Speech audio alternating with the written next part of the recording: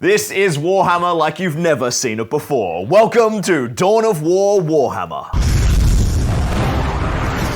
Since 2004, this little space marine has always dreamt one hobby dream: to bring Dawn of War to the tabletop. Now, I don't just mean lining up some blood ravens and orcs and whacking them together. I want a game of Warhammer exactly like the greatest Warhammer video game of all time. I'm talking base building, mustering an army, Marine squad deployed, upgrades, Light of the Emperor, map control, exploration, captured, and above all, a fully functional Dawn of War economy built right on top of Warhammer 40k.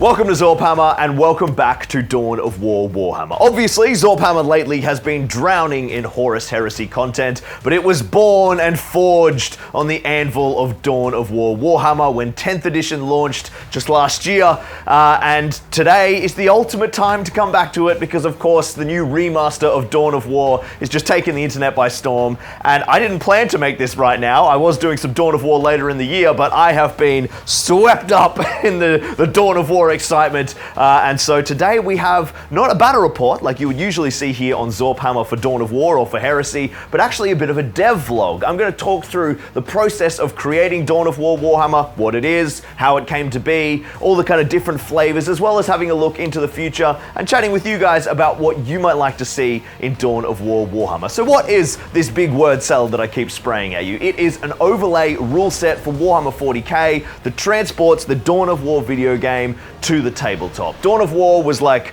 my childhood. It absolutely shaped my love and connection to Warhammer 40k, and as a teenager, all I wanted to do was play out that game on the tabletop, and there was no real way to do it, so I'd always fantasized about building a rule set that literally feels like you're playing the video game. The first big piece we needed, of course, was a functioning economy. You capture strategic points, you earn requisition, you build power generators to get power, and you build units. You start with your HQ and you build your base as you're playing in the middle of the game. It's actually been the most fun I've had ever playing 40k.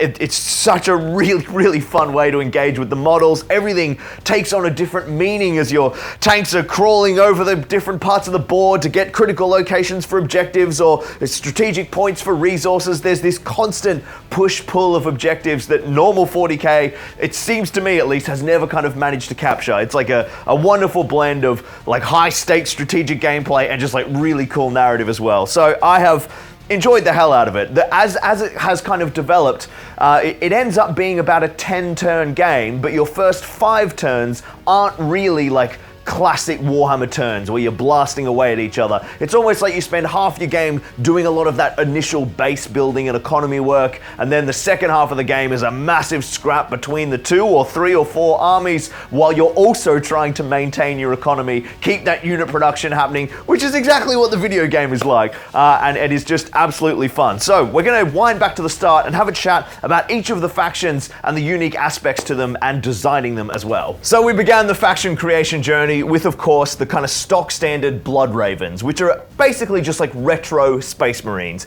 When building the roster, every faction has a selection of units that they can create from their buildings. This is very much themed around what we saw in the game. So only units that were possible in that original game.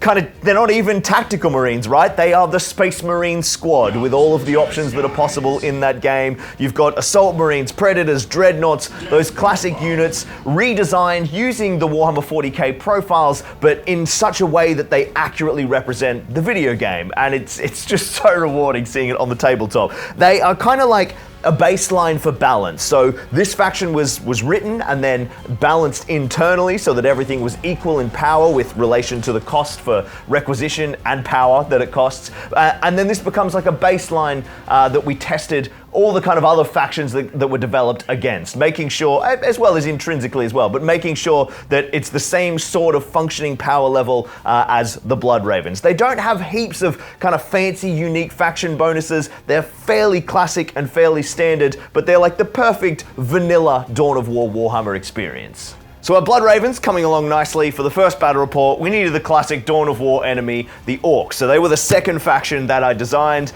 and they are definitely not a vanilla Dawn of War faction. They have a range of unique kind of flavor and rules and complicated economic elements.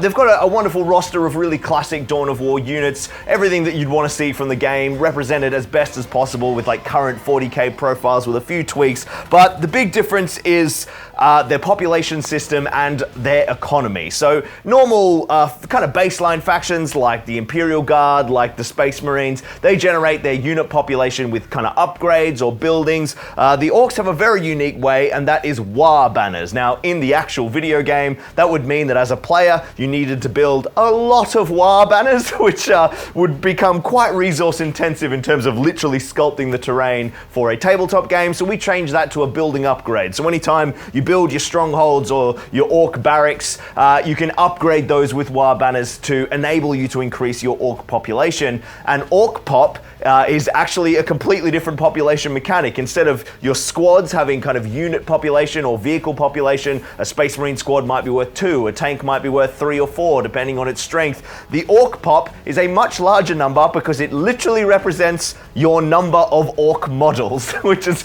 quite fun and orky. And you got to be like, all right, I've literally got 87 green guys on the field right now. I need to get my war banners up because I need 120. It's a very fun mechanic, and it just adds a little bit of kind of unique flavor for the Orcs, and it just makes them so much fun to play.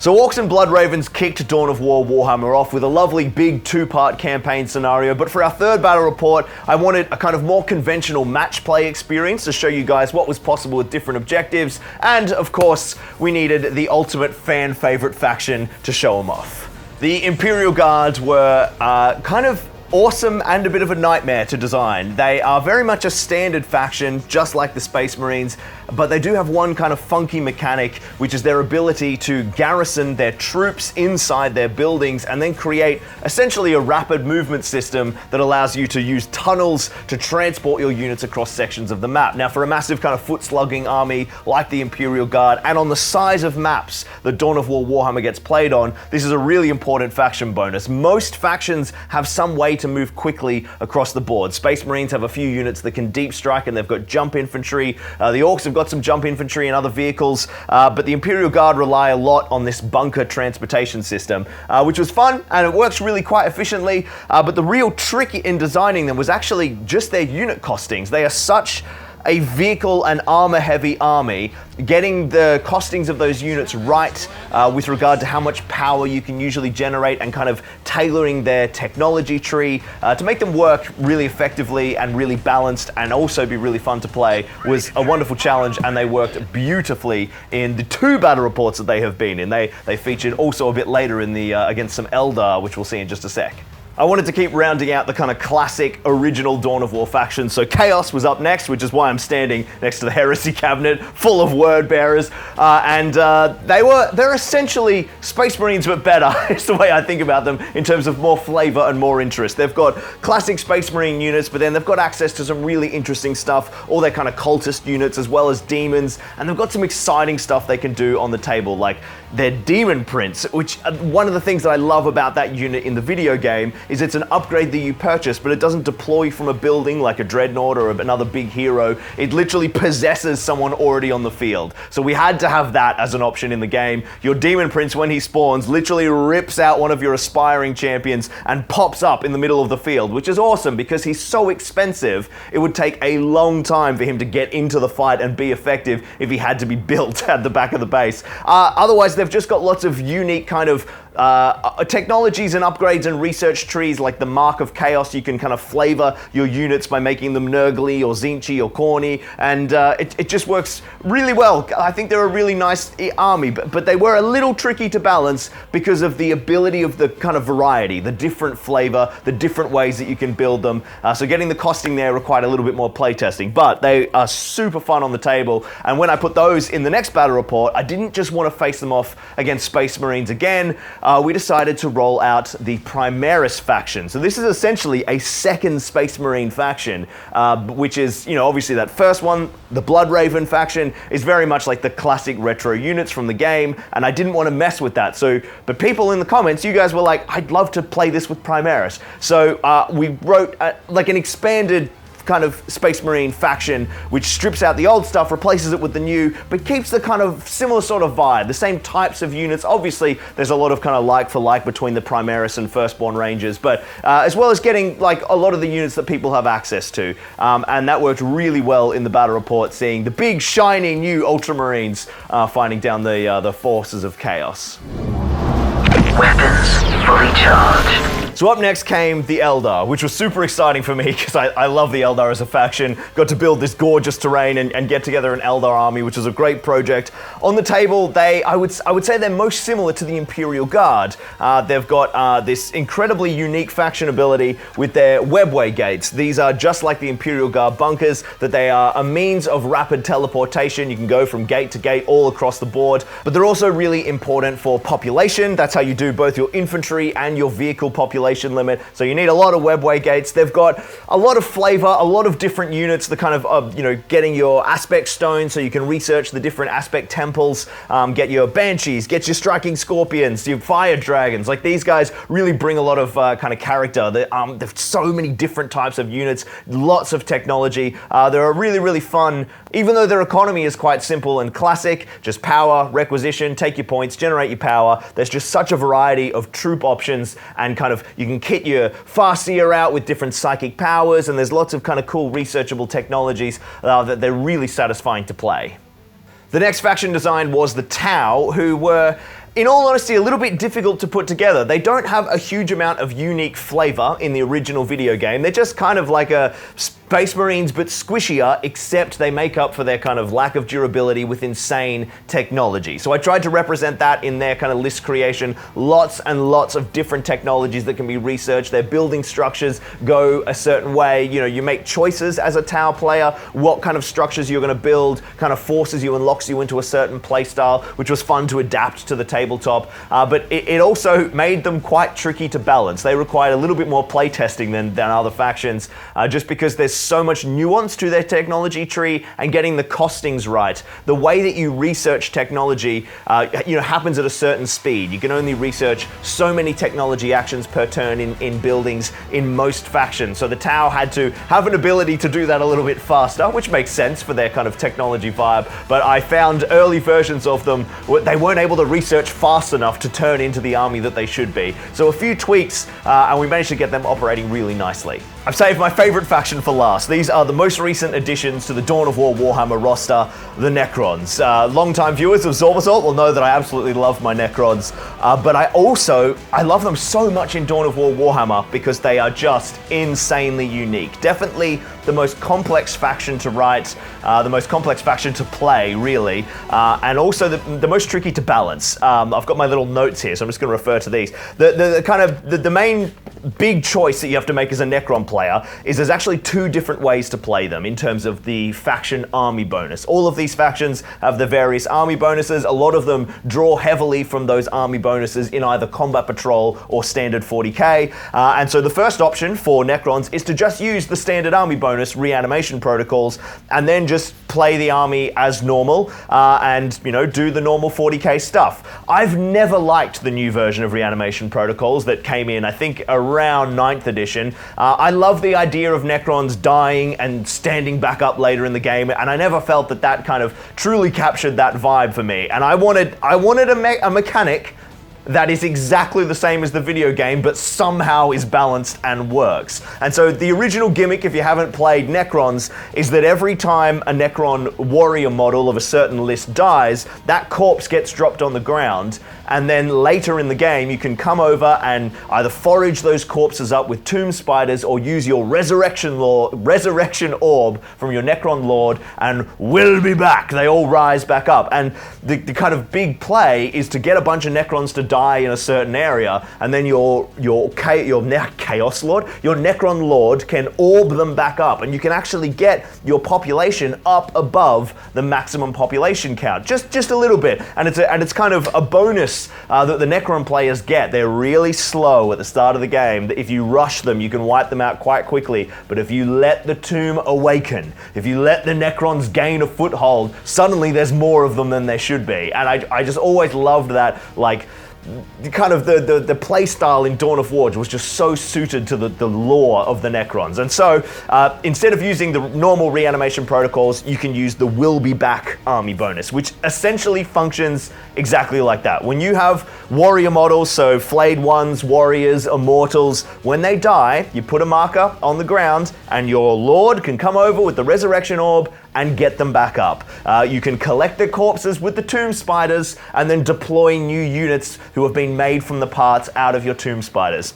Even when you're using that army bonus, the Will Be Back rule, your Necron Lord and your Tomb Spider, just like the video game, when they die, they stay dead in the same spot. And when you repurchase them at the monolith, they pop back up where they died, just like the video game. So it's definitely trickier to balance, and it's probably more of like a narrative choice. No, I mean, look, let's be real. This whole rule set is a narrative rule set. You're not going to be playing like matched play or looking for a match play experience with Dawn of War Warhammer, but it is certainly a much more wild experience, but it's so close to the game. It's very cool. The other thing that is unique to the Necrons and makes them kind of intensely complicated is their economy. So they are a single resource economy, just like the video game. Everything is run off power. They have requisition means nothing to them, but they still need to capture requisition points because that is where they can build obelisks. Obelisks are a really important building for the Necrons.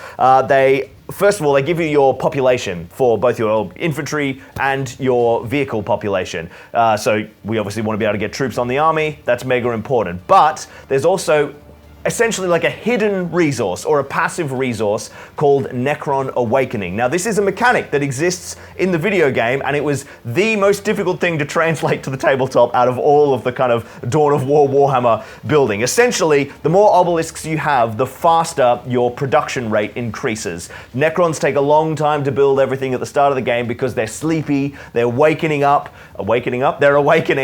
the more obelisks you build, the kind of everything gets connected and the tomb world gets powered and it wakes up. So I had to translate that into our turn-based system from the real-time strategy kind of time scale. And the more obelisks you build, you go up ranks in Necron Awakening, and when you reach certain ranks, there's two effects. First of all, when you reach rank 3, which is 3 obelisks, all of a sudden your monolith, which is where most of your unit production happens, you really only build from one building as a Necron player, unlike all the other factions. That increases its ability to perform build and research actions. So you need those obelisks so that you can start building faster in the late game. And then the other main benefit, and many of you who have played Dawn of War will remember this, Necron warriors are free.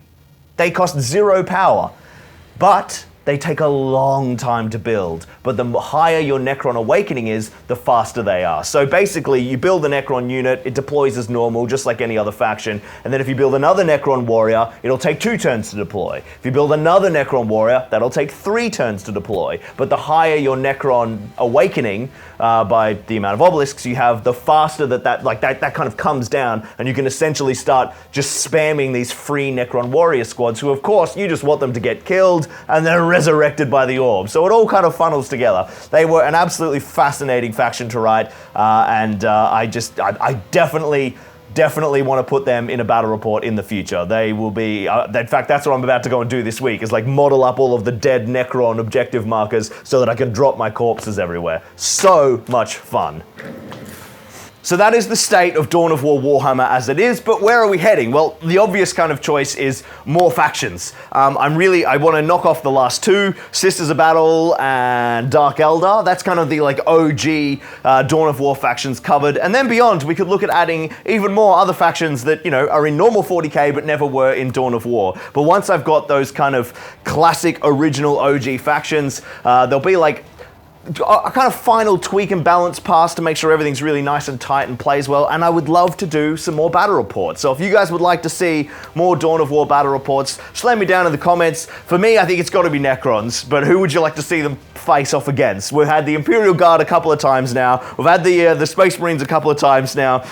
We could have the Orcs again. We could have the Eldar. They probably need a little more screen time. They are such a gorgeous army. But it's just been such a fun project for me. I was planning to return to this later in the year after this Heresy arc, which is almost finished now for the time being. But yeah, I just got so swept up in the hype of the new remaster that I just couldn't resist busting everything out and just having a chat with you guys. If you enjoyed this kind of format of video, you know, we could look at doing like faction focuses or having a bit of a chat more informally like this rather than the big high production battle reports all the time. But I hope you guys enjoyed this big info dump just from my brain. Of course, if you're looking for the Dawn of War Warhammer rules so that you can play this at home, they're available at my Patreon, which is linked down in the description. You'll also get access to the Discord so you can chat with everyone else who's playing Dawn of War Warhammer. It's been really cool actually to see folks like crafting up their own buildings or 3D printing them, you know, scratch building, doing all sorts of stuff to get their armies and their terrain, and then having battles. Like, it's pretty mental.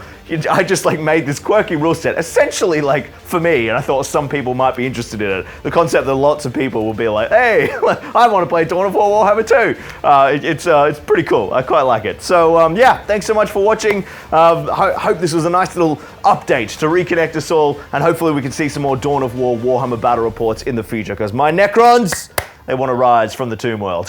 Thanks, guys.